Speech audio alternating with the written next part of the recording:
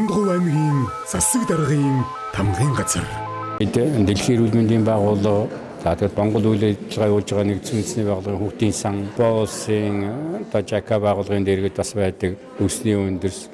За тэгээд бусад олон улсын байгууллагатай сүүлийн 12 оноос хойш ингээд 24 он хүртэл 12 жил Монгол улсад хүн амын дунд халдварт өвчнүүдийг бууруулах, үндэсний ус ариун цэврийн нөхцөл байдлыг сайжруулах, ялангуяа бидний хойч ирээд болсон үр хүүхдүүдэд сургууль, цэцэрлэг дээр ус уух, гар угаах, бие засах нөхцөл болцоог сайжруулах зорилгоор энэ үндэсний ус ариун цэврийн байгууламжийн аюулгүй байдлын төлөвлөгөө боловсруулж хэрэгжүүлэх гэсэн ийм үйл ажиллагааг эрчимтэй сурвалж зохион байгуулдаг. Тэгээ энэ удаа бид Дондгов аймагт ийм 2 хоногийн 2 өдрийн сургалтыг зохион байгуулж байна. За тэгээд ерөнхий дүгнэлтийг хэлэхэд бол ямар ч байсан тодорхой ажлуудыг бол бас нэлээд хийсэн байна. Харамсалтай нь яг нөгөө аймгийн, сумын, үндэсний ус ариун цэврийн байгууламжийн төлөвлөгөө боловсруулна, хөтөлбөр боловсруулна гэдэг ажил руугаа бас сайн ороогүй учраас тэр ажил нь бас нэг юм жаахан эрчимуутай байгаа юм байна гэж ингэж ойлгож байна. За тэгээд одоо энэ сургалтын дараагаас хөтөлбөрөө боловсруулах, төлөвлөгөө боловсруулах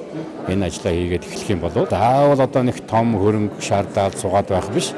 Иргэдийнхэн оролцоотой, дэмжлэгтэй, санаачлагтайгаар энэ ажлыг эхлүүлэх, иргэдэд бас энэ эрүүл мэндтэй холбоотой, ариун цэврийн байгууламжтай холбоотой, ялангуяа хүн жорлонтой, үндэсний усны чанартай холбоотой мэдээллүүдээр хангах их мэтлэнгийн олон асуудлуудыг тусгасан юм сайхан төлөвлөгөөнүүтэй болоод тэгээд түүнийг хэрэгжүүлж ажиллаж чадна гэдэгт би итгэлтэй байна. За энэ удаагийн сургалтаар бол бүх сумдынхаа тамгын газрын дарга нар, за мөн одоо эрүүл мэндийн төвийн эрхлэгчид, за мөн одоо сургуулийн захирал, цэцэрлэгийн эрхлэгч, за мөн байгаль орчны байцаагч гэдэг энэ сумдаас холбогд хотоо хүмүүсийг авчирч энэ сургалтыг зохион байгуулж явуулж байна.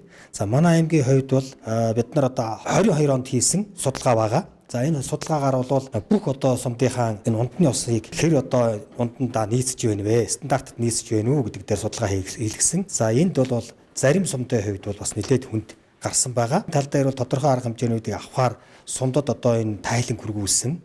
За гэсэн хэдий ч одоо бас сумдууд манд хөдийлөн одоо хөрөнгө мөнгө тавьж, за мөн одоо тодорхой арга хэмжээнүүдийг бас бүрэн дүүрээ авч чадахгүй явж ирсэн. За энэ маань бол юунаас болж ингэж авч чадахгүй явж ирвэ гэхээр ойлголтын дутуу, ойлголтын зөрүү энэ юмнасаа болоод байна гэж. Өнөөдөр хүний анхдагч хэрэгцээний хамгийн одоо чухал асуудал бол ус. Усгүйгээр бол хүн, амьтан, ургамал бүхэл зүйл бол одоо оршин тогтнох нөхцөл байхгүй. Тийм ч учраас дээрээсээ бол ус чанам нэрдэнэ гэж хэлж ирсэн байх. Тийм учраас бид нар энэ усны асуудал дээр онцгойлон анхаарах хэрэгтэй. Дээр нь ариун цэврийн байгууламж, наривдах татваргын асуудал маш чухлаар тавигдж байгаа. Ягаад гэхээр одоо бид нар чинь 21-р зуунд амьдарч байна. Мэдээж одоо хуучин шиг бүхэнд ёрлонтой байгаад байх юм боломж байхгүй болж байна. Эннээсээ бол одоо хөрс бохирдож байна, агаар бохирдож байна. Тийм учраас наривдах татваргын асуудал маш чухлаар тавигдж байгаа. Энэ асуудлуудыг цогцлоосон ажлын хэсэг маань бүрэн дүүрэн ойлголттой байж энэ сумар нутагтаа энэ ажлыг авч явах хэрэгтэй. Дээр нь мөн одоо иргэдтэй сайн мэдээллээр хангах ёстой. Энийг одоо янз янзын байдлаар хийж байгаа газрууд бол байна. Жишээлбэл иргэн өөрөө, хувь хүн өөрөө тодорхой хөрөнгийг гаргаад ирээдүйн амьдралын төлөө энэ асуудлуудыг хийгээ явж байгаа сайн жишээнүүд бол бий.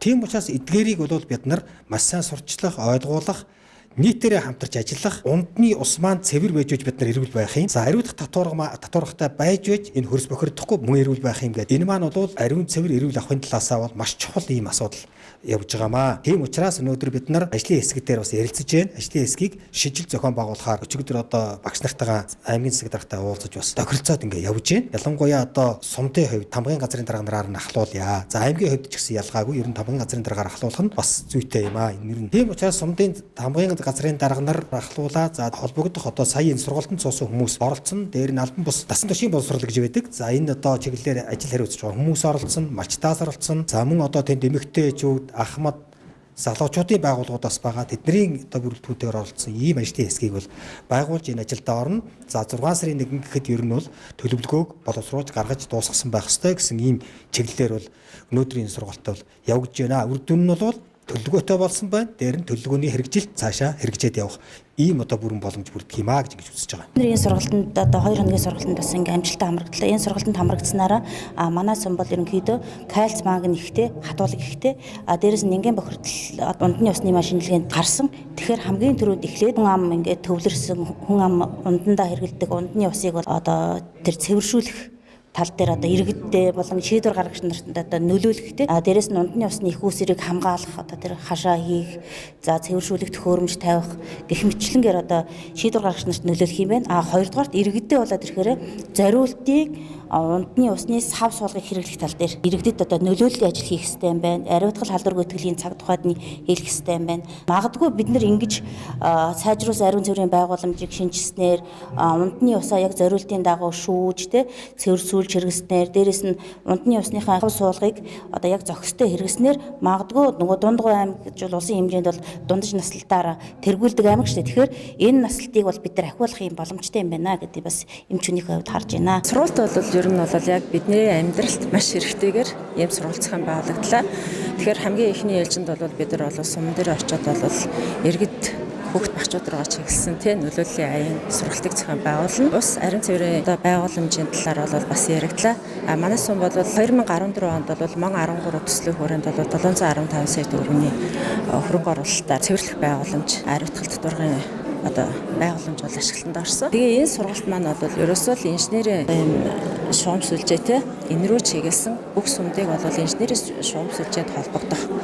Одоо яаж холбогдох вэ? Тэрийг холбогдсны дараагаар одоо тэрийг бэлтгэх ажилтан инженер сантехникийн ажилтан бэлтгэх. Энэ нь болохоор суманд байх байгаа шүү дээ, тий. Тэгэхээр энэ хүний нөөц тал руугаа бас аюул сайн анхаарах ийм нэг цогц бодлогыг ер нь бол авч хэрэгжүүлэх нь зөв юм а гэдэг сургалтыг бол бидэнд өглөө. Дундгой аймгийн засаг даргын тамгын газар.